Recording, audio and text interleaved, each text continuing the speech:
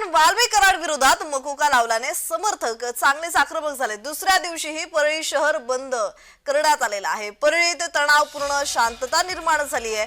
वाल्मी कराड याच्यावर मकोका कायद्याअंतर्गत कारवाई करण्यात आल्यानंतर दुसऱ्या दिवशीही परळी शहरामध्ये तणावपूर्ण शांतता असून समर्थकांच्या वतीने परळी बंदची हाक देण्यात आली आहे। दुसऱ्या दिवशी देखील सकाळी 10 वाजेपर्यंत परळी शहर बंद आहे।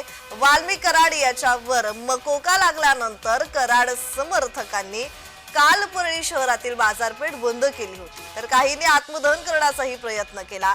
त्याच्या आईनं सुद्धा ठिय्या आंदोलन केलं आणि आज सुद्धा आंदोलन करण्यात येणार आहे।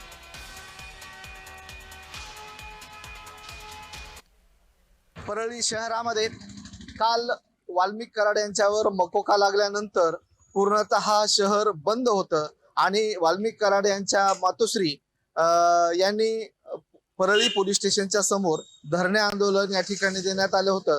या प्रसंगी मोठ्या प्रमाणावर त्यांच्या समर्थकांनी या ठिकाणी जमाव केला होता। यामध्ये काही तरुणांनी स्वतःवर पेट्रोल टाकून पेटवून घेण्याचा प्रयत्न केला, तर काहींना हृदयविकाराचा झटकाही या ठिकाणी त्यांच्या कार्यकर्त्यांना आला।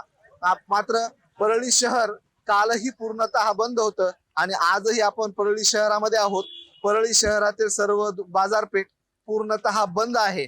यानंतर आज या ठिकाणी परळी शहरातील त्यांच्या समर्थकाची तसेच व्यापाऱ्यांची या ठिकाणी बैठक होणार आहे आणि पुढील निर्णय भूमिका या ठिकाणी त्यांच्या कार्यकर्त्याच्या वतीने घेण्यात येणार आहे।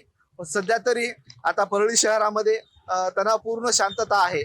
आता बैठकीनंतर त्यांची काय भूमिका नेमकी घेतली जाते हे पाहणं गरजेचं राहणार आहे। जय महाराष्ट्रासाठी रमेश महामुने, परळी, बीड।